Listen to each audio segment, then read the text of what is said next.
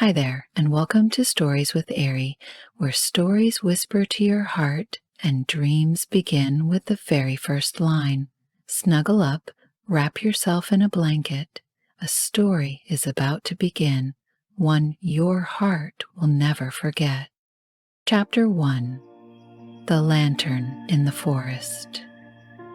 In the heart of an old mountain valley, where mist curled like sleeping cats around the roots of pine trees, lay the village of Hanamura. Nestled between forested hills and gently trickling streams, Hanamura was the sort of place that never made it onto maps. The village seemed untouched by time, a patchwork of tiled rooftops, winding cobblestone paths, and moss-covered stone lanterns. Children ran barefoot through the fields in summer, and old women still swept their front steps with handmade brooms, humming songs older than memory. The air always smelled like warm cedar, sun-dried herbs, and the faintest trace of wood smoke. Every house had a little veranda, every kitchen had a kettle on the boil, and every heart held a secret.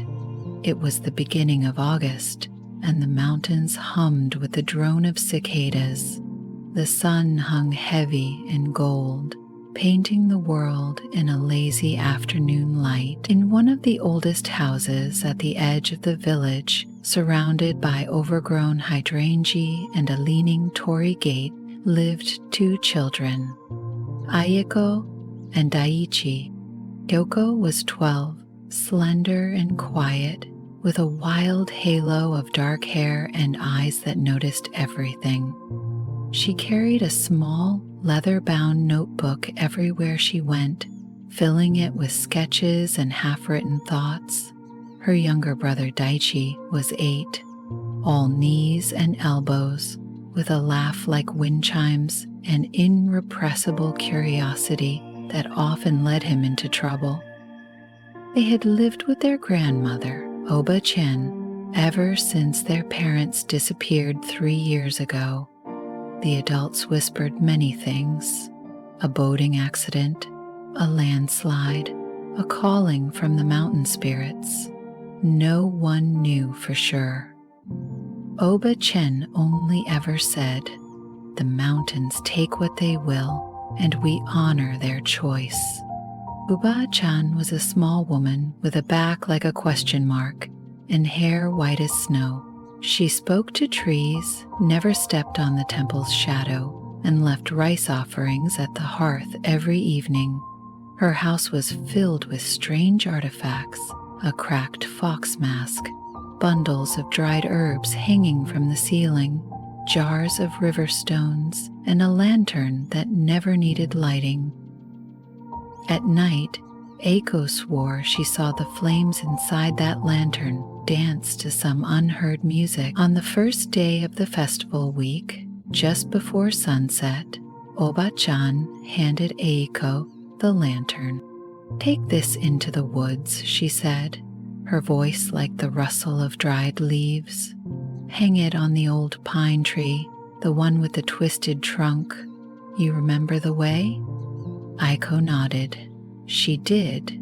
It was the same tree they left paper cranes under every Oban. Daichi tugged at her sleeve. "Can I come too, please? I promise I won't touch anything."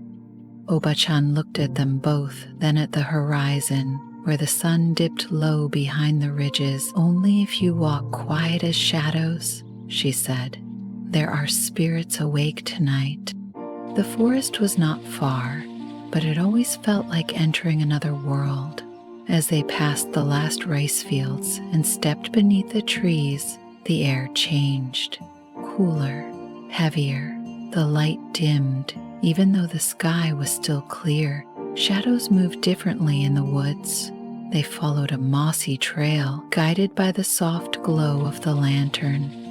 Aiko held it with both hands, the warmth of its flame thrumming against her palms. The path curved through a thicket of ferns, and then opened into a small grove.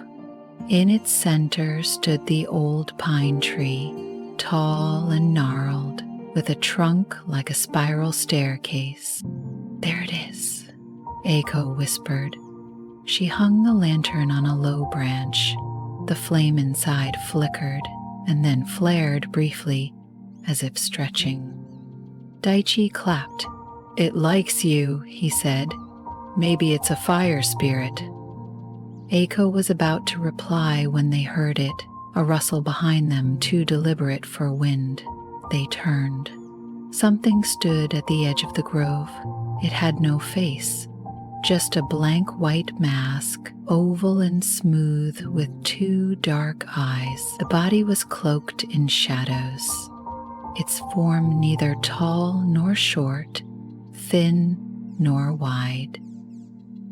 It simply was. Daichi stepped back. Aiko put an arm in front of him. "Don't be afraid," she said softly. "It's one of Oba-chan's friends." The faceless figure tilted its head as if in greeting. Then, slowly, it raised one long shadowy arm and pointed to the lantern. The flame had changed. It was no longer orange, but a deep blue, pulsing softly. Then the world shifted. The trees around them began to blur, as if seen through water. The sounds of cicadas vanished, replaced by a deep hum like a distant drum. The air smelled different, a mix of smoke and something sweet, like roasted chestnuts. Aiko clutched Daichi's hand. The masked figure stepped closer, and as it did, flowers bloomed where its feet touched the earth. Strange flowers, glowing faintly in the dim. "I think we stepped into somewhere else," Daichi whispered. Aiko nodded, too awed to speak. Behind the faceless figure, the forest opened like a stage curtain, revealing a path they had never seen before, lined with lanterns floating above the ground. At the end of the path stood a small shrine, and above it a flame flickered in the air, unattached to any wick or wood. The masked spirit turned back to them, and though it had no mouth, Aiko felt it smile. "It wants us to follow," she said. Daichi hesitated, then grinned. "Adventure?" She squeezed his hand. "Adventure." And so they stepped onto the lantern-lit path, not knowing that nothing in their lives would ever be the same again. Back in the village, Oba-chan looked toward the forest. She lit incense at the altar and whispered a prayer in a language no longer spoken. The flame in her hearth turned blue. And somewhere in the mountains, something ancient stirred in its slumber. Chapter 2: The Shrine of Flickering Flames. The moment Aiko and Daichi stepped onto the floating lantern path, the air shimmered. It was as if the world behind them had sighed and gently closed a door. They didn't hear the forest anymore. No birds, no cicadas, only the soft hum of the lanterns and the whisper of their own breath. The masked figure walked ahead of them, slow and graceful, like a shadow dancing in candlelight. The way it moved made Aiko think of wind through silk curtains or leaves twirling down a river. With every step, it left behind small bursts of light, tiny flames that hovered above the moss and then vanished. Daichi kept glancing back, half expecting the forest to reappear. "Where are we going, you think?" he whispered. "I don't know," Aiko said, "but I think it's important." The path twisted and turned, the floating lantern swaying ever so slightly as if acknowledging their presence. They passed stone fox statues wrapped in faded red bibs, a stream that ran uphill, and a cherry tree in full bloom, even though it was midsummer. Petals drifted around them like snow. Then they reached it, the shrine. It stood at the heart of a clearing, small but proud, its wooden beams etched with characters neither of them could read. The air around it pulsed with warmth, and at its peak, a fire floated, a blue flame, the same hue as the lantern Oba-chan had given them. It burned silently, without smoke. The faceless spirit turned to them and slowly lowered its head. Then it stepped aside. Aiko approached the shrine carefully. She felt the heat of the flame even from a distance, but it wasn't scorching. It was comforting, like a hand resting gently on your back. "Should we offer something?" Daichi asked. She remembered Oba-chan's rice offerings. Slowly, Aiko reached into her satchel and pulled out her notebook. She tore out a drawing. A sketch of their family from the spring festival 2 years ago. Her parents, smiling, Daichi with a candy apple, Oba-chan laughing in the background. She folded it carefully and placed it on the shrine's stone steps. The blue flame flared, the shrine trembled. And then the world changed again. The clearing vanished in a rush of wind and light. The children stumbled, blinded. When they opened their eyes, they were somewhere else entirely. It was a vast hall, like the inside of a temple, but stranger. The walls were woven from living roots. Fireflies hung in the air like stars, and a warm golden fire blazed in a hearth at the center. Sitting by that hearth were 3 figures. The first was an old woman with eyes like molten gold and a crown of smoke. She wore robes the color of ash and held a gnarled staff tipped with a glowing ember. The second was a boy their age, but his skin flickered like flame and his hair glowed with embers. His eyes were the color of lava, and he watched them with curiosity. The third was the masked spirit. The old woman stood. "Welcome, children of the lantern." Her voice echoed like a fire crackling. Aiko bowed instinctively. Daichi tried to copy her but tripped over his own feet. The fire boy laughed, sparks leaping from his mouth. "You carry the fire," the woman said to Aiko. "Not just in your hands, but in your heart. That lantern, it chose you." Aiko frowned. "I don't understand. What is this place? Who are you?" "I am Hono no Kami, the spirit of fire," the woman said. "This is the Hearth Hall, the meeting place of the elemental spirits. Few humans walk these paths. Fewer still are invited." Daichi stared at the fire boy. "Are you a spirit too?" The boy grinned. "I'm Akari. I'm learning to be one. Someday, maybe I'll be a hearth guardian, but right now, I mostly stoke the flames and try not to burn things." He snapped his fingers, and a small flame danced on his thumb.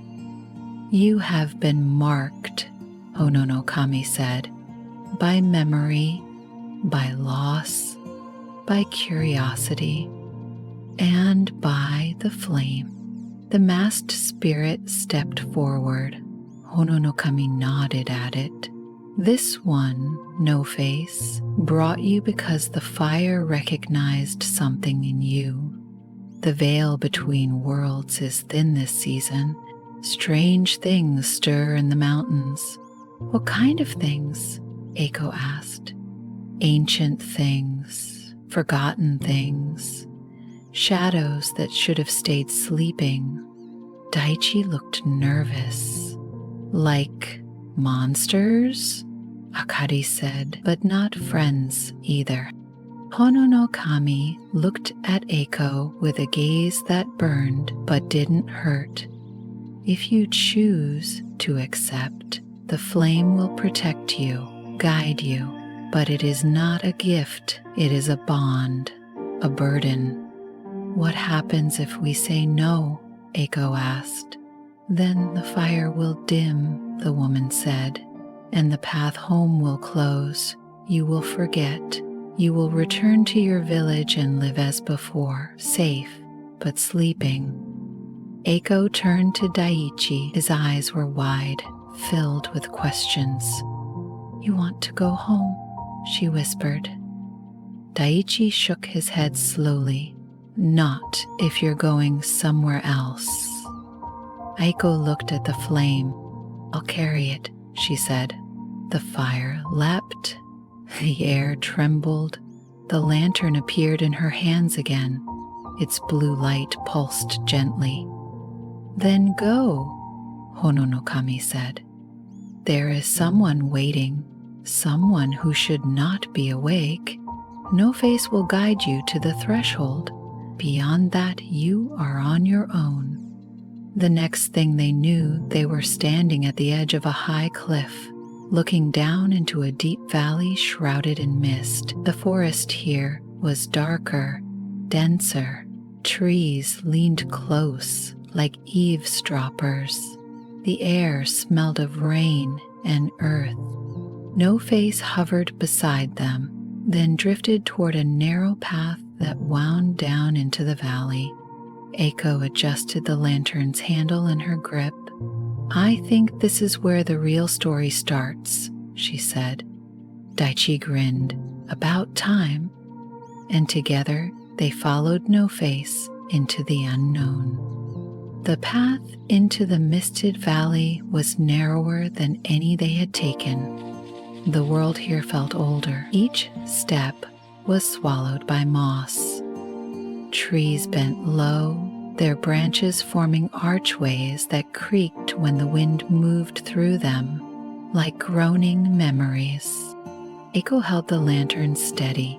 Its blue flame cut through the fog, casting soft light on tangled roots and forgotten stones.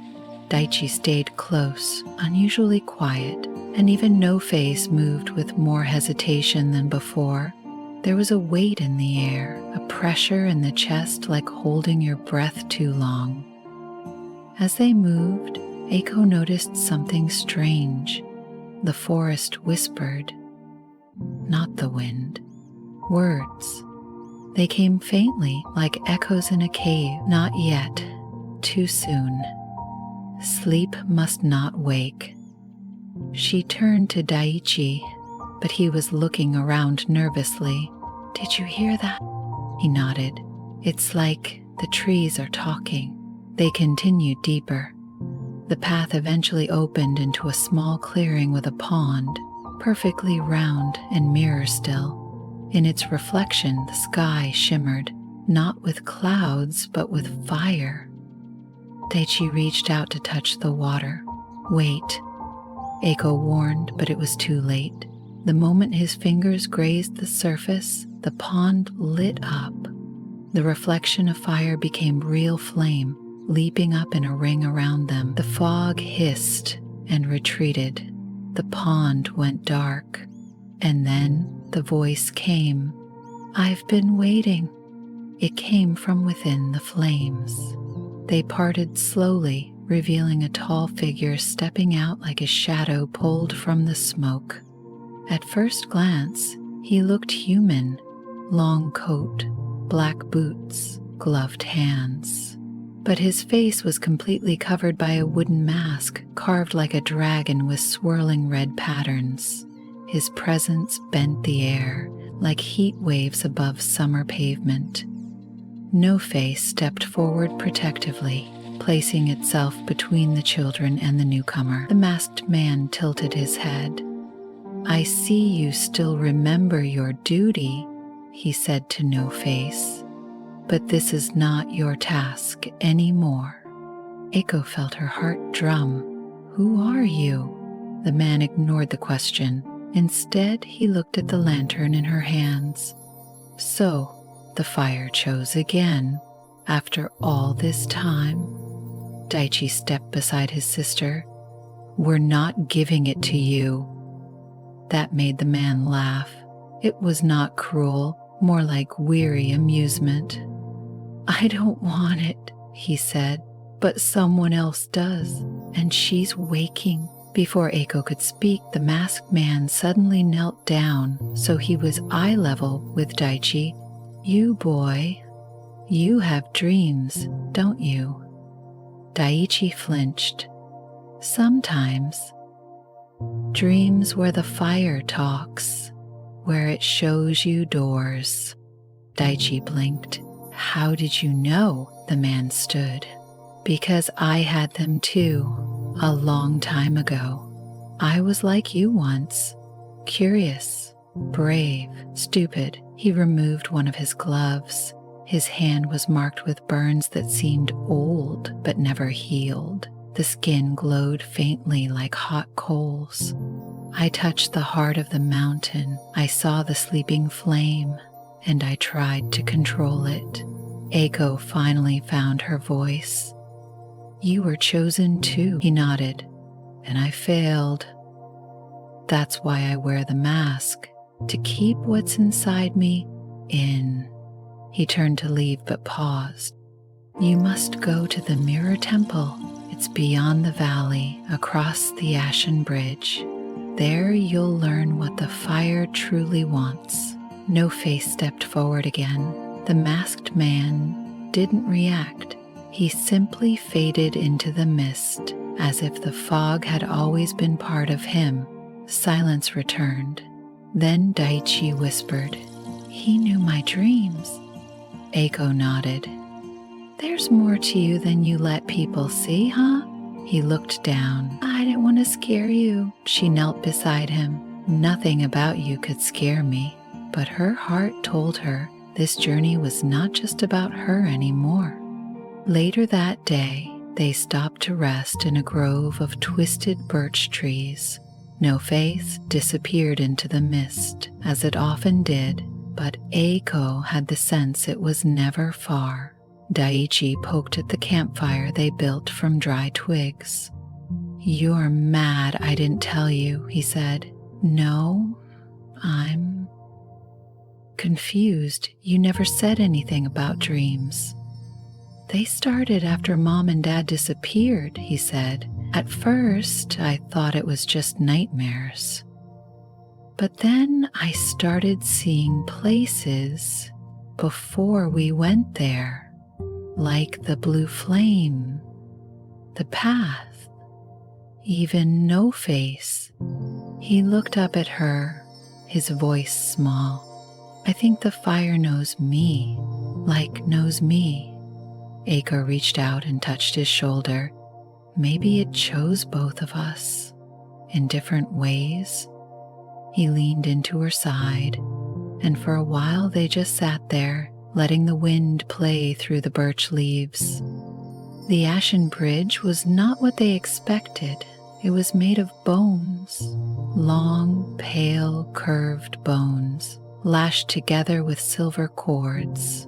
It arched over a river of black mist that whispered in forgotten tongues. At the bridge's base was a gatekeeper, a creature like a lion made of smoke with red eyes and teeth made of crystal.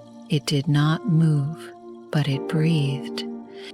Aiko stepped forward with the lantern. The creature stirred, opening one massive eye. Flame bearer, it rumbled. You may pass. It turned its eyes to Daichi. You carry the ember of memory, the echo of fire. Be warned, memory burns.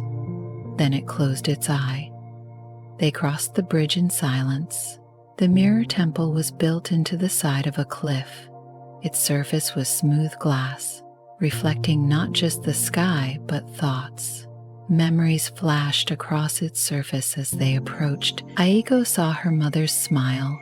Daichi saw the night he first dreamed of the fire. Inside, the temple was filled with pools of water that shimmered with inner light. At the far end, a large mirror stood, cracked, flickering. A woman stood before it. She had long silver hair and wore robes of flame-colored silk. Her face was kind, but her eyes were too still. "I've been expecting you," she said. Daichi clutched Aiko's hand. The woman turned to him. "You're the dreamer, the key." Then to Aiko, "And you are the flame bearer, the bridge." Aiko stepped forward. "What does the fire want from us?" "To remember," the woman said. "To rekindle what was lost, to awaken what was silenced." She gestured to the cracked mirror. "This is the eye of embers. It sees the past, and now it will show you the truth." She touched the mirror. It flared, and the images came.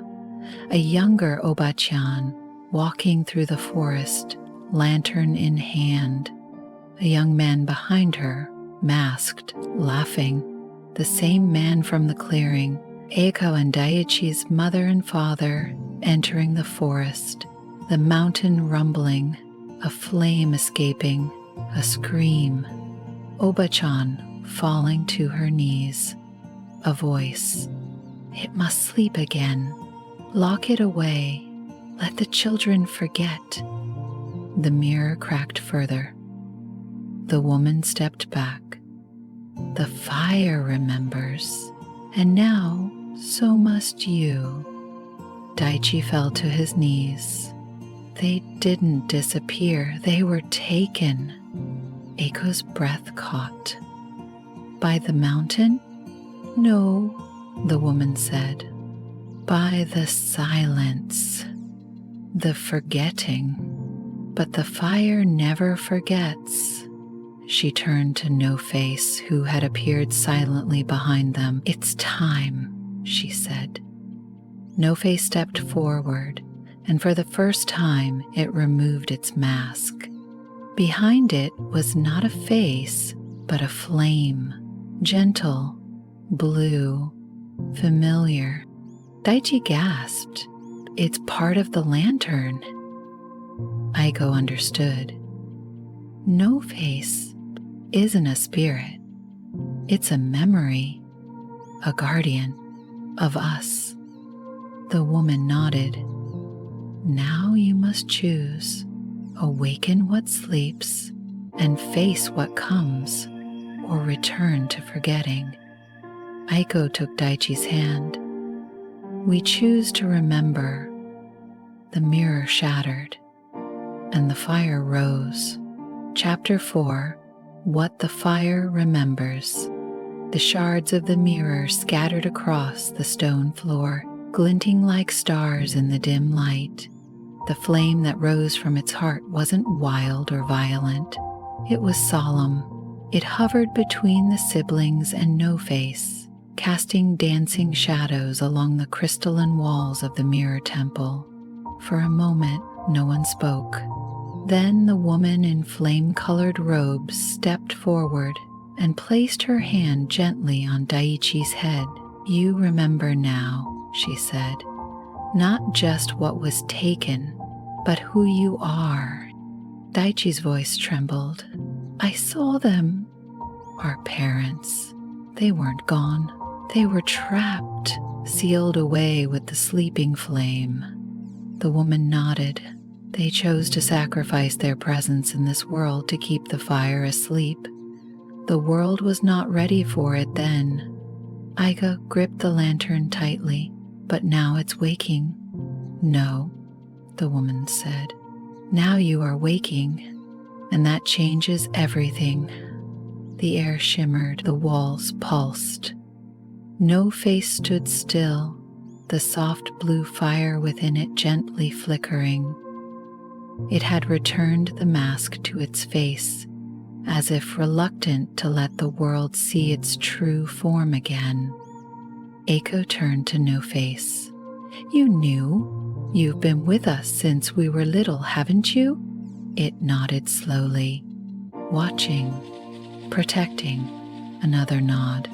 Then it turned its blank mask toward the pool in the temple's center, where a new path had begun to emerge, lit by flickers of fire and shadow. The woman gestured to it. That road leads into the hollow flame, a place between memory and magic, the final gate. It's where the fire sleeps and where your parents are bound. But if they're trapped, Aiko said slowly, how do we bring them back? The woman looked down. There is a price, she said. To awaken them, one must take their place. The silence that followed was heavier than stone. No, Daichi said immediately. No one's doing that. The woman's eyes held sorrow.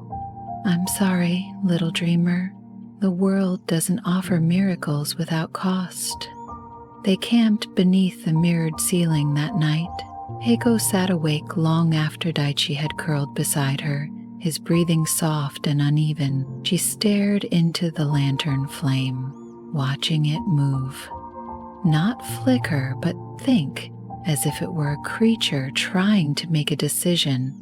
A voice spoke softly beside her. As your mother's heart, said the woman. Aiko didn't turn, and my father's stubbornness. He'll offer himself, the woman said, if he believes it will save you all. I won't let him. I didn't say you would, but the flame tests the will, and Daichi's fire burns brighter than even he knows. Aiko said nothing. Tomorrow you must go into the hollow flame. Only one with a full heart can light the path. That's you. But only one who dreams can unlock the chains. That's him. So together, the woman nodded, always. The next morning, they descended through the pool in the center of the temple. The water parted like a door. They stepped through it and emerged in a tunnel of black stone, glowing with veins of fire. It pulsed like a heartbeat. The hollow flame was not a place. It was a feeling. They stepped into a vast chamber, circular and immense. At its center was a stone pedestal, and atop it, a single candle unlit. Surrounding it were shapes in the dark. Statues? No, people frozen in place, eyes closed, arms outstretched as if reaching for something. Two of them were familiar. Mom, Daichi whispered. Dad. Aiko's breath caught. They hadn't aged a day, suspended in time but peaceful. The candle between them remained unlit. No face moved toward it and turned to Aiko. She understood. The lantern. She lifted it and touched its flame to the wick. Nothing happened. No face tilted its head. Daichi stepped forward. Wait, it's not enough. It needs more. It needs me. No. Aiko grabbed his sleeve. That's what they said. That's the cost. But maybe I can share it. Not take their place, but unlock them just enough. Then the fire can decide. He reached out. Before she could stop him, his hand touched the candle. The wick caught fire. It wasn't blue. It wasn't red. It was gold.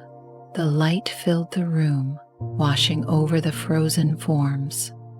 One by one, the people stirred. Their parents' eyes opened. Aiko, their mother whispered. Daichi? Their father's voice cracked.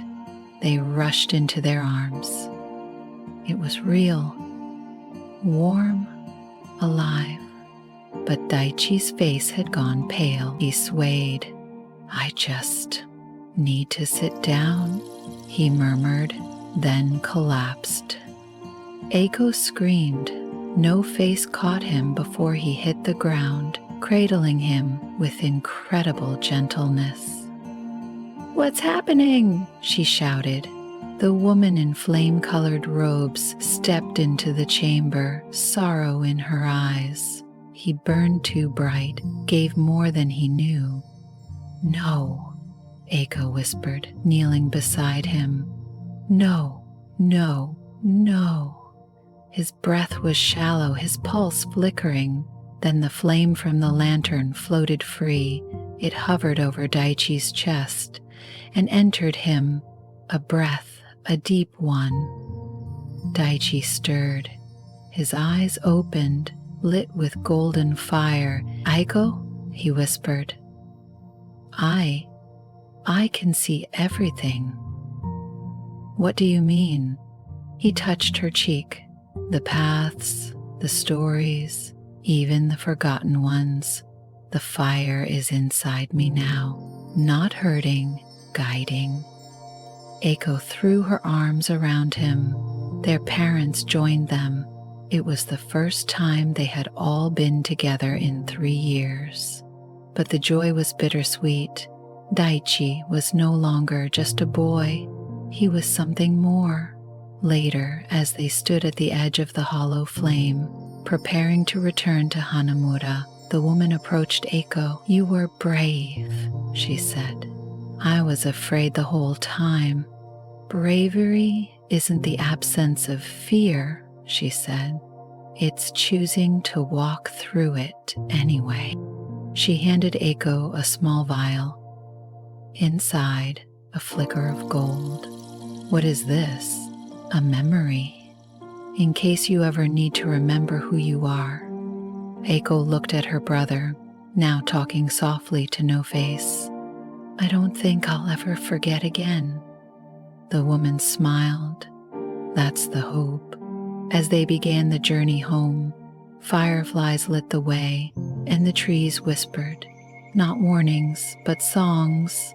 The fire had awakened, and it remembered everything. Chapter 5, Home Beneath the Pines. The path back to Hanamura felt different. Though the same trees arched overhead, the same stones marked the trail. It wasn't the forest that had changed. It was them. The golden fire still flickered faintly in Daichi's eyes, a warm light that now seemed to pulse in harmony with the very heartbeat of the land. Aiko walked beside him, her hand in his. Behind them, their parents moved slowly, taking in the forest like it was a dream, because to them, it had been.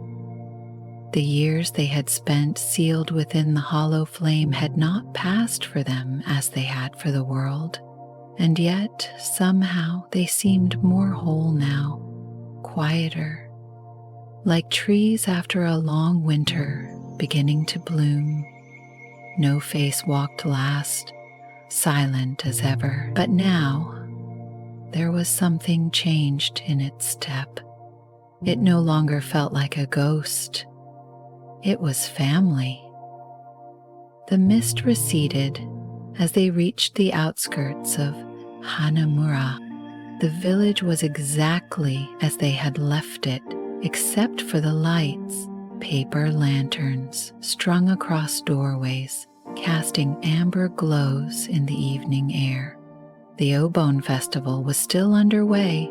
Children laughed in the streets. A drum echoed from the village square.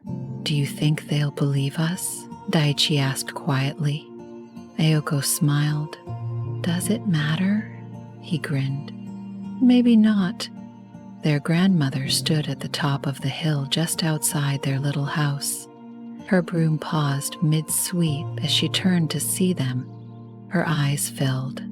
Slowly she walked forward, not rushed, not frantic, as if she had always known this day would come. When she reached them, she said nothing at first. She simply opened her arms, and they ran into them. Tears came, but they were soft ones, like rain that fell on blooming flowers. The festival that night glowed brighter than any in memory. villagers whispered as Aiko and Daichi's parents quietly reappeared among them. There were no loud announcements, no explanations, just quiet nods. Reunions. The kind that didn't need work. Aiko sat by the riverbank, watching candlelit boats float downstream, carrying prayers and memories to the spirits. Daichi sat beside her, his feet bare in the cool grass. "You okay?" she asked. He nodded. "Just full. Not in a bad way, like I'm carrying something beautiful." She leaned her head on his shoulder. "That's what fire does. It warms you from the inside out." They watched as one of the little boats caught a breeze and turned in a circle before continuing on. "You know," Daichi said, "I think the mountain gave us something, even after everything." Aiko tilted her head. "What?" "Time. Not just with Mom and Dad. With everything.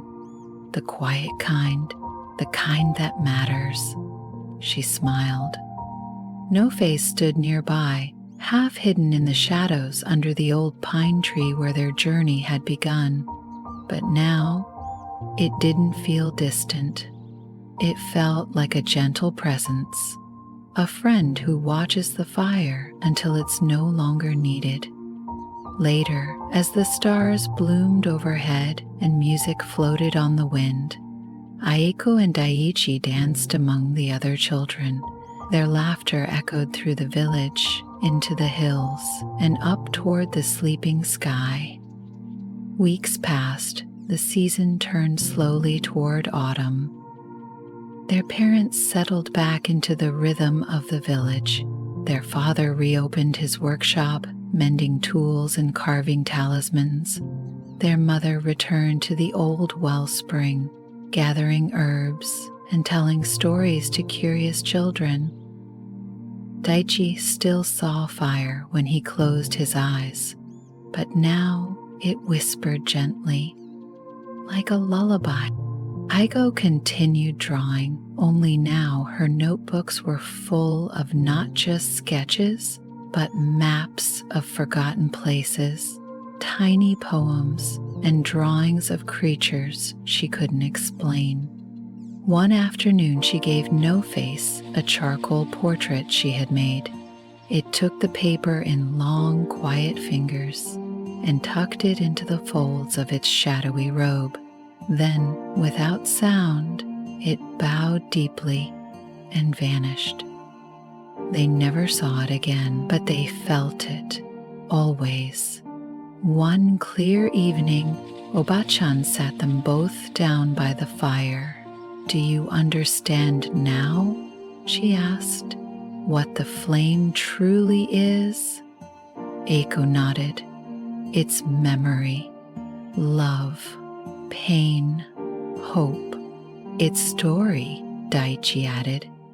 "The kind that keeps burning even when it's quiet."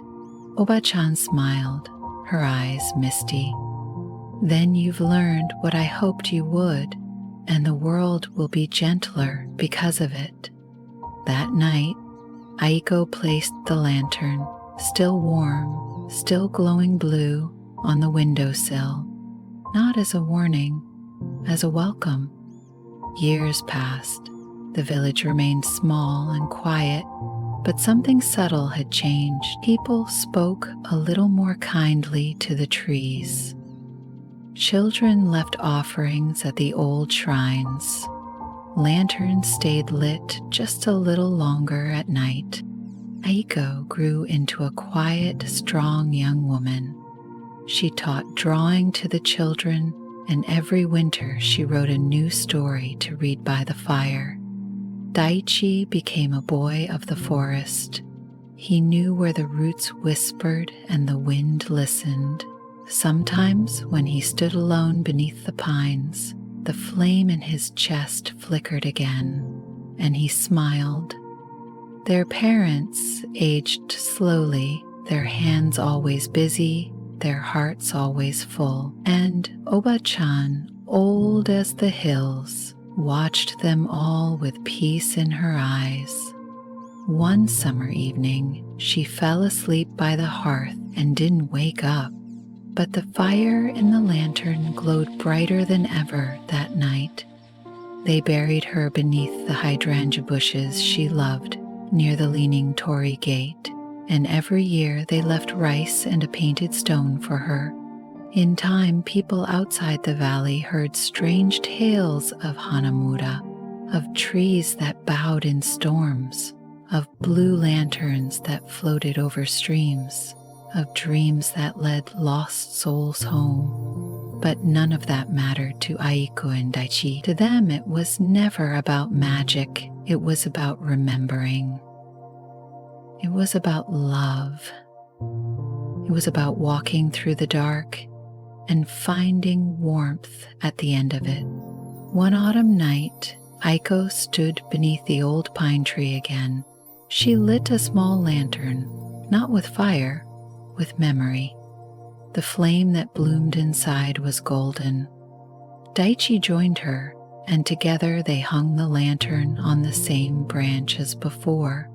The forest was quiet, not silent, just listening, and the fire, always the fire, burned steady and warm, a promise whispered beneath the pines.